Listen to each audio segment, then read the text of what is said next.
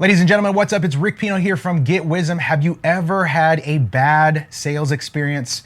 Maybe you talked to a car salesman, or maybe someone came and knocked on the front door and was trying to sell you a vacuum, or whatever it was, right? All of us have been in those situations to where after the experience is over, we're like, oh, that was so weird and slimy and gross.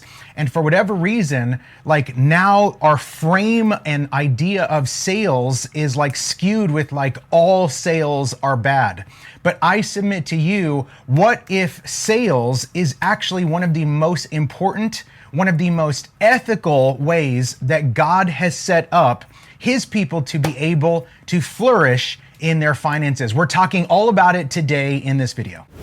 Well, don't forget, today's training is brought to you by my upcoming 5-day live virtual challenge, where over the course of 5 days, I'm going to show you the ethical, moral, and even biblical ways on how you can begin to monetize your knowledge so that you no longer have to be struggling. You no longer have to work for somebody else. I have students who use this system to create and sell their own digital products, and they are literally making life-changing money because they're learning how to serve people at a higher level so that they can make money at a higher level. If you're interested, do not miss it. We are currently on sale right now too, so click the link down below and join us for that. It's coming up right around the corner. So let's talk about sales, guys. The very first thing I want to submit to you here is actually an interesting verse out of the book of Proverbs, and it's Proverbs chapter 11, verse 26.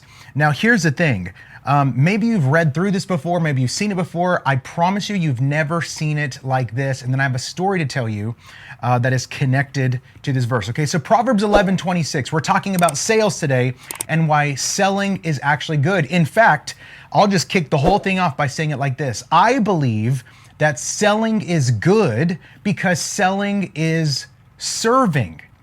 Think about that. Have you ever seen sales not as like, ew, it's slimy, it's weird? And I know so many people are like, oh, I don't want to sell anything. I just want to give it all away for free, because they have this false belief that all things sales is bad. It's just like, oh, I don't want to sell anything. It's gross, it's slimy, it's weird. But watch this verse here in Proverbs 11:26, and I believe it's going to radically change your perspective on the idea of sales. Watch this, okay? Proverbs 11:26 says it like this. A curse shall be upon the head of him or her who withholds the corn, but a blessing shall be upon the head of him or her who sells it. Interesting. And I'm going to actually just come here to the board, and I'm just going to write here. It doesn't say, here's what the Bible does not say. Okay, the Bible doesn't say, a blessing shall be upon the head of him or her who gives it all away for free. The Bible doesn't say a blessing shall be upon the head of him or her who donates everything because it's more holy, it's more righteous. It doesn't say that. It says if you withhold the corn, and what is the corn, right? The corn in this specific context here represents the good thing that God has placed on your life, okay? And if you withhold the good thing that God has placed upon your life, it's really interesting. The Bible says a quote unquote curse shall be upon the head of that person, but a blessing shall be upon the head of him or her who what? Sells it. Interesting, right? Quick story for you. So a number of years ago, I had a friend call me up, and they were in a little bit of a pickle. And they call me up and they're like, hey, Rick, man, I feel so embarrassed. I don't know how else to ask this, but man, is there any way I can borrow $20,000? Now, this person knew I'm a businessman, and they knew that, you know, I'd be able to have the money to lend them. And in the past, I've been very generous to this person. So no brainer. They call me up, can I borrow 20K? And interestingly, my response to them was not, sure thing, here's the money. My response was, I am not going to loan you 20K because, and this is what I said to them, and I'm going to say this and submit this to you as well. I said, I'm not going to loan you the 20K this time because I submit to you, you don't have a money problem. You have a sales problem. And this person goes, a sales problem? What do you mean? And then I shared with them Proverbs 11:26. And I said, I believe one of the main reasons why you're struggling in your finances right now is not because you have money problems, money problems is the fruit, but it's not the root, okay? I said, just because you're struggling in your finances right now doesn't mean that you have money problems. It means that there's a rooted problem. And I believe it is right here in Proverbs 11:26. You need to go sell some stuff. And this person was like, oh man, okay, well, that makes a lot of sense. And I completely see what the Bible's saying here. But honestly, I'm not a salesperson. And I said, and that is the issue. Because you see sales as gross or slimy or weird or like this is ungodly or whatever the perspective is on sales that is keeping you from selling the good thing that God has put on your life, it is literally causing a quote unquote curse to come upon your finances. And so this person, and this is why I was able to speak to this person so directly in this context, because recently before this, like a few months before this, I had already helped this person build their own digital products. In fact, they had a fantastic digital product that they was just sitting there and they weren't doing anything with it, right? They had this amazing coaching program, this mentorship program. They had already built it out and they just simply weren't selling it. They were scared. They were under the limiting belief of like, oh, I'm not a salesperson. So maybe, if God wants to bless my finances, maybe he can just poof some money into my account. That's not how this works. So I said, here's what you need to do. You need to go find all of those people who have already told you that they're interested in the thing that you have to offer them and simply go sell them the digital product that we've already created. And they were like, oh man, that sounds so simple. And I said, it is that simple. There are people right now hanging in the balance, needing a breakthrough in their life in a very specific area that you can help, that this individual was able to help them in their specific way. And they're waiting for someone to serve them by selling to them. And here's the punchline of the story, okay? So we hang up, this person's like, okay, cool. I said, man, go through Proverbs 11:26, go check it out, and then go get some conviction about sales, that it's not bad, it's actually good. And I'm gonna break that down in a second, but watch this. So this person, 2 days later, I called them up just to check on them. Hey, how's it going? And this person goes, you're never gonna believe this. I was literally just about to call you. This is so crazy. In the past 2 days, I did everything you told me to do. I believe Proverbs 11:26 to be good. I believe that there's going to be a blessing that comes upon my head and on my finances if I sell the good thing. And they said, in the past 2 days, I've sold a number of my digital products and I've made $20,000, the exact amount that they were in need of. And I said, wow, that's interesting. See, here's how it works. Okay.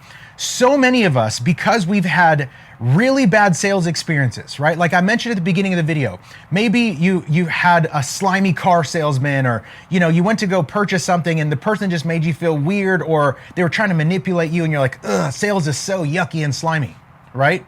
All of us have been there. And unfortunately, we allow the few bad sales experiences to frame our mind and our belief around sales that all sales are bad. But here's what I need to submit to you, okay? I submit to you that what makes a sale bad or good comes down to the intent of the person selling you the stuff. For instance, if the person is more concerned about their winning and their well-being and them succeeding in the process, that's what makes the sale yucky, slimy, weird, and gross, right? Because now the sale is not about them serving you. The sale is about them serving themselves. But here's something you really need to consider, okay? For every one bad sales experience that you've had that like now maybe frames you to the idea that all sales are bad, I submit to you that you have had 10 to 20 amazing sales experiences for every one bad sales experience. And here's how I know. Have you ever had a toothache before, right? And your tooth is hurting super bad. And where do you go? You go to the dentist, okay? and you walk into the dentist, and do you walk into the dentist going, oh man, this place is slimy, it's weird, these guys are going to try to rip me off, they're all about the money? Or are you going, oh man, I really have a problem, I need some help, please? And the dentist goes, great, we can absolutely help you.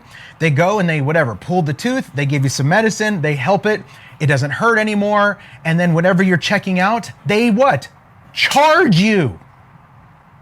See, it's really interesting whenever you start seeing, wait a second, they served me by solving a problem for me, and then they charged me to solve the problem. And I wasn't under the mindset in that specific situation that like, oh man, dentists are here to try to rip you off. No, I was under the mindset, wow, thank you so much for solving this problem for me, right? What about, let me give you another situation, okay? Have you ever gone to the grocery store because maybe it's the end of the week and the new week is coming up, you got to get some groceries for the week, the kids have lunches, you got to just go stock up. Did you ever grab the little buggy or the cart and you're walking through the grocery store with this mindset, man, grocery stores are a ripoff. They're all about the money. They're always trying to manipulate. I can't believe they're trying to sell me a bunch of groceries. No, you haven't. Why? Because the grocery store, just like the dentist, is solving an obvious problem for their market. And because they're solving an obvious problem, they get to serve us. And the way that we say thank you is by them going, great, pay right here, please. And we gladly go, absolutely, swing, and we swipe that card, right? So why am I saying all this? Because I submit to you, the difference between good sales experience and bad sales experience, and you can absolutely position yourself on the good sales experience side 100% of the time, is whenever you position the sale not about you like, hey, this is the worst, right? Hey, do me a favor, man, just buy this thing. A lot of car lots or whatever, hey, just do me a favor, man, just sign on the dotted line. No, it's not. The sales process is not about the customer doing the salesperson a favor. The sales process, the ethical way, the moral way, and I believe even the biblical way on how to do sales with ethics and morals, right? And to do it to where God can put a blessing on your head is where you are more concerned about the client or the prospect being helped and served more than you are about you making your commission or your money, etc. Right? In fact, a number of years ago, I went to Israel and I learned this from a Jewish businessman who taught me this, okay? If you can be more obsessed over solving problems for people than they are obsessed over the problem itself, you'll never have any trouble making money. Think about that. What I teach my students is this: selling is good because selling is serving. And when it comes to business, okay, business God's way, business doing this with ethics and morality and doing this according to biblical principles is all about how can I obsess over solving problems for people. Just like the dentist, just like the grocery store, just like the person who thankfully sold me some clothes, right? Or thankfully sold you a toothbrush and some toothpaste.